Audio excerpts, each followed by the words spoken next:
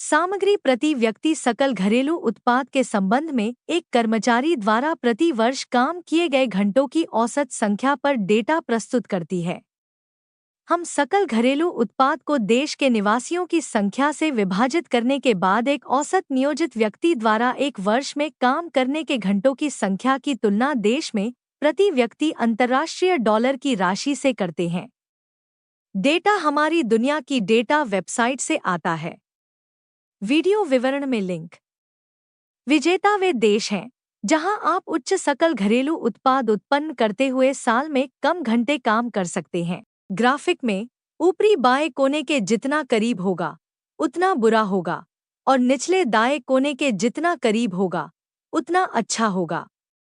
अपने देश को देखने और इसके सफलता कारकों और भविष्य की संभावनाओं के बारे में जानने के लिए इस फिल्म के अंत तक रुकना उचित है। यदि आपको भूराजनीति और व्यापक अर्थशास्त्र पसंद है तो आप अनूठी जानकारी सीखेंगे। आश्चर्य होगा।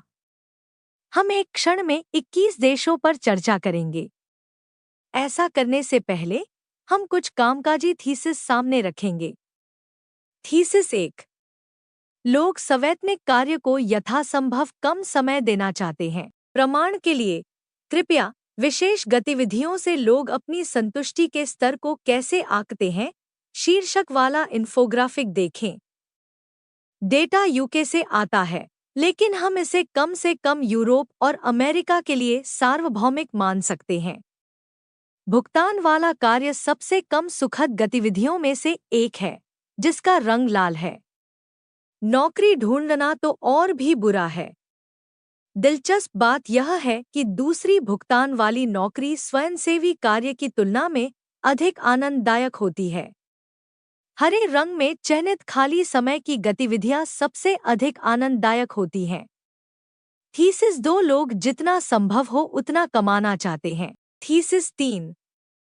प्रत्येक देश में सिस्टम को कुशलतापूर्वक कार्य करने के लिए समान गतिविधियां निष्पादित की जानी चाहिए। प्रति व्यक्ति समान मात्रा में काम करना चाहिए। देश एक दूसरे से प्रतिस्पर्धा करते हैं। यदि किसी देश में प्रति व्यक्ति सकल घरेलू उत्पाद बढ़ता है जबकि किसी कर्मचारी का औसत वार्षिक कार्य समय घटता है, तो उस देश के पास अधिक पूंजी होनी चाहिए जो उसे अन्य देशों की कीमत पर इन लक्ष्यों को प्राप्त करने की अनुमति देती है। यह वित्तीय भी हो सकती है और बौद्धिक पूंजी भी। वित्तीय पूंजी, उदाहरण के लिए, विदेशी निवेश की अनुमति देती है, यानी स्थानीय कर्मचारियों द्वारा हमारे उत्पादों का उत्पादन करने वाले अन्य देशों में कारखानों की स्थापना को सक्षम बनाती है।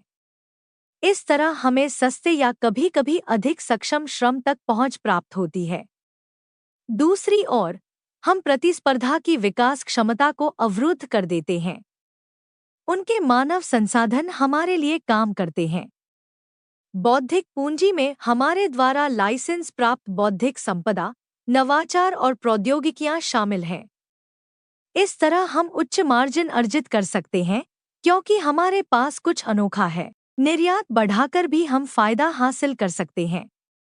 तीसरी थीसिस को यह कहने के लिए सरल बनाया जा सकता है कि कौन किसके लिए काम करता है।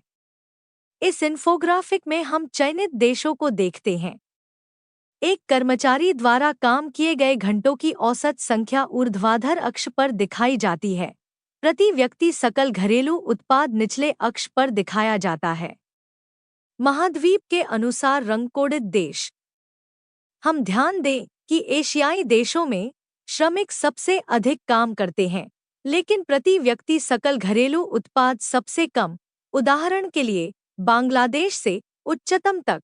उदाहरण के लिए, सिंगापुर में भिन्न होता है। लैटिन अमेरिकी देशों में काम के घंटों के मामले में भिन्नता है, लेकिन सभी का प्रति व्यक्ति सकल घरेलू उत्पाद औसत है। यूरोपीय देश अलग अलग घंटों में प्रति व्यक्ति सबसे अधिक जीडीपी उत्पन्न करते हैं। अब 21 देशों को वर्णानुक्रम में देखें। पहला देश, अर्जेंटीना। हम देख रहे हैं कि देश प्रति व्यक्ति सकल घरेलू उत्पाद में वृद्धि करते हुए काम के घंटे कम कर रहा है। यह असमान रूप से होता है।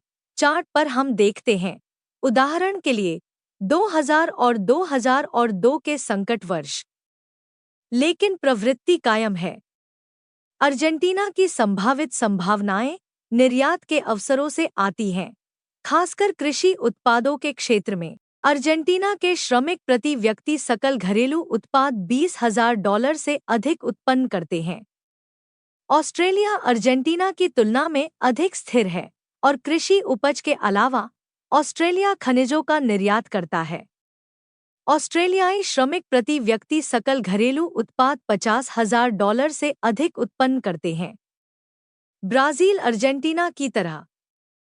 एक सकारात्मक प्रवृत्ति, चीन को बड़ा झटका लगने वाला है। अफसोस की बात है कि चार्ट केवल वर्ष 2012 तक का डेटा दिखाता है। हम देखते हैं कि 1970 और 1980 के दशक में प्रति व्यक्ति सकल घरेलू उत्पाद धीरे धीरे बढ़ रहा था और हाल के दशकों में विकास में तेजी आ रही है। और यहाँ एक नोट है, यह वृद्धि काम किए गए घंटों की बढ़ी हुई संख्या से संबंधित है। हम 50 साल पहले के चीन की तुलना में आज चीन में ऊपर की ओर बढ़ने की प्रवृत्ति के बारे में बात कर सकते हैं। आज के चीनी लोग अपने माता पिता से भी अधिक काम करते हैं। 1990 के दशक से विकास में तेजी आई है। फ्रांस। काम के घंटों की संख्या में उल्लेखनीय गिरावट के साथ निरंतर सकल घरेलू उत्पाद की वृद्धि। यह इस बात का प्रमाण है कि फ्रांस के पास विदेशों में अपनी जीडीपी उत्पन्न करने की क्षमता है। हाल के वर्षों में प्रवृत्ति कमजोर हो गई है और इसकी गतिशीलता 1960 के दशक की याद दिलाती है, जब फ्रांस अपने उपनिवेशों के नुकसान के परिणामस्वरूप संकट से जूझ रहा था।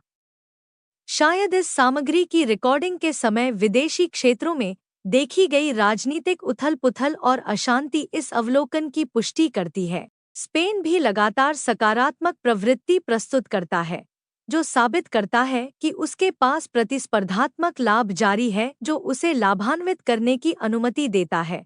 उदाहरण के लिए, लैटिन अमेरिकी देशों में स्पेनिश वित्तीय संस्थानों के संचालन से 1980 के दशक में यह चलन कम हो गया। भारत काम के घंटों की संख्या में थोड़ा लेकिन लगातार वृद्धि कर रहा है और धीरे धीरे लेकिन निश्चित रूप से प्रति व्यक्ति सकल घरेलू उत्पाद में वृद्धि कर रहा है। पहले से ही 1970 के दशक में भारतीय चीनियों की तुलना में थोड़ा अधिक काम करते थे, लेकिन आज एक चीनी कर्मचारी एक भारतीय की तुलना में थोड़ा अधिक काम करता है और दोगुनी जीडीपी उत्पन्न करता है। इंडोनेशिया अपनी प्रति व्यक्ति सकल घरेलू उत्पाद जीडीपी लगभग चीन के समान ही बढ़ा रहा है, हालांकि कम तेजी से। इजराइल लगातार प्रति व्यक्ति सकल घरेलू उत्पाद बढ़ाता है, लेकिन इसके साथ काम के घंटों में गिरावट नहीं होती है। मैं यह चार्ट उन सभी को दिखाता हूं जो कहते हैं कि इजराइल दुनिया पर राज करता है। यदि वह सत्ता में होते तो इजरायली कम घंटे काम करते और समुद्र तट पर पड़े रहते। जापान। हम दो दिलचस्प तथ्य देखते हैं। 1990 के दशक के बाद से, जब जापानी अर्थव्यवस्था चरमरा गई थी, जापान ने अपनी प्रति व्यक्ति सकल घरेलू उत्पाद में मुश्किल से ही वृद्धि की है। आप कह सकते हैं कि अर्थव्यवस्था ठप हो गई है। साथ ही मुझे नहीं पता कि काम किए गए घंटों की संख्या में कमी की व्याख्या कैसे की जाए। ये आंकड़े जापानी वर्कहॉलिक की रूढ़िवादिता का खंडन करते हैं, या फिर 40 साल पहले के आर्थिक संकट ने बाजार को इस तरह प्रभावित किया कि जापानी कम घंटे काम करने के लिए सहमत हो गए ताकि उनकी नौकरियां न जाए, या फिर उन्हें ऐसे लाभ प्राप्त हुए हैं जो उन्हें विदेश में काम को आउटसोर्स करने की अनुमति देते हैं।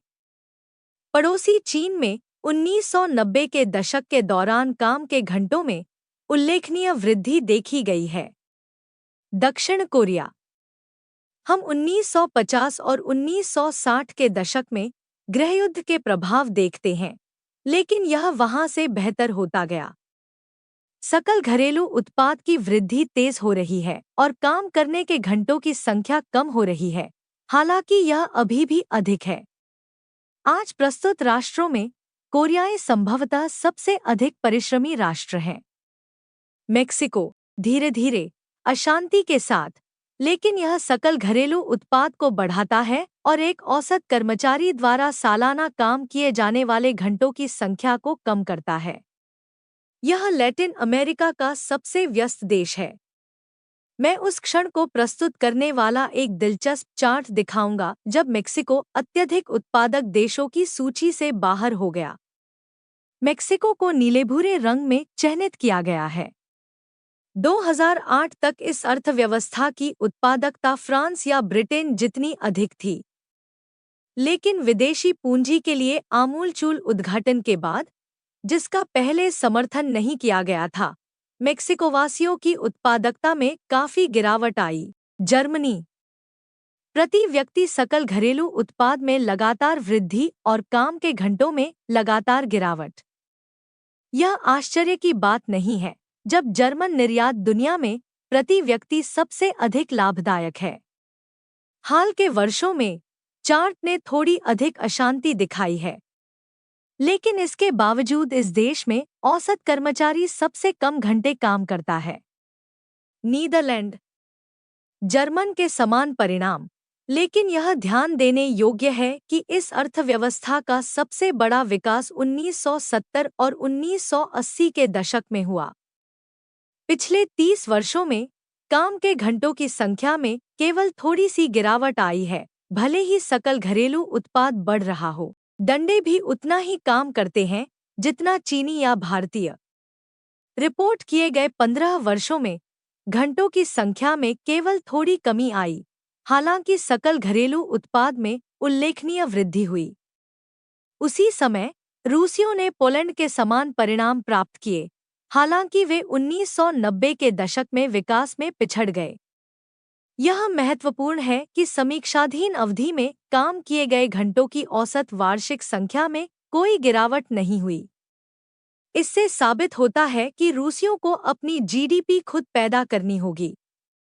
स्वीडन 1980 के दशक तक यह एक बढ़िया चलन था, लेकिन फिर यह चलन उलट गया। आज का स्वीडनवासी अपने माता-पिता से 100 घंटे अधिक काम करता है। यह पहला देश है जिसने काम के घंटों में तेजी से गिरावट से मध्यम वृद्धि की प्रवृत्ति को बदलने की पेशकश की है। तुर्की उथल-पुथल के साथ, लेकिन बढ़ती जीडीपी के साथ, काम करने के औसत घंटों की संख्या लगातार कम हो रही है। इस देश को ऐसे फायदे होने चाहिए जो इस प्रवृत्ति को जारी रख सकें। ग्रेट ब्रिटेन 1980 के दशक के बाद से यह प्रवृत्ति स्पष्ट रूप से कमजोर हो गई है। सकल घरेलू उत्पाद अभी भी बढ़ रहा है, लेकिन प्रति वर्ष काम किए गए घंटों की संख्या धीमी गति से गिर रही है। संयुक्त राज्य अमेरिका प्रति व्यक्ति सकल घरेलू उत्पाद लगातार बढ़ रहा है, हालांकि चार्ट इस कारक में वर्षों की गिरावट को दर्शाता है। काम के घंटों की संख्या कम हो रही है, लेकिन इस गिरावट की दर पश्चिमी यूरोपीय देशों की तुलना में बहुत कम है। ऐसा प्रतीत होता है कि सबसे अधिक वैश्विक कंपनियों और सबसे अधिक प्रौद्योगिकी कंपनियों वाला देश कम कामकाजी घंटों का दावा करने में सक्षम होगा। तेल से समृद्ध वेनेजुएला अनेक संकटों से ग्रस्त देश का उदाहरण है। ऐसे भी समय थे जब प्रति व्यक्ति सकल घरेलू उत्पाद तेजी से बढ़ा, लेकिन मजबूत गिरावट का भी दौर आया। यही बात औसत वार्षिक कार्य समय पर भी लागू होती है।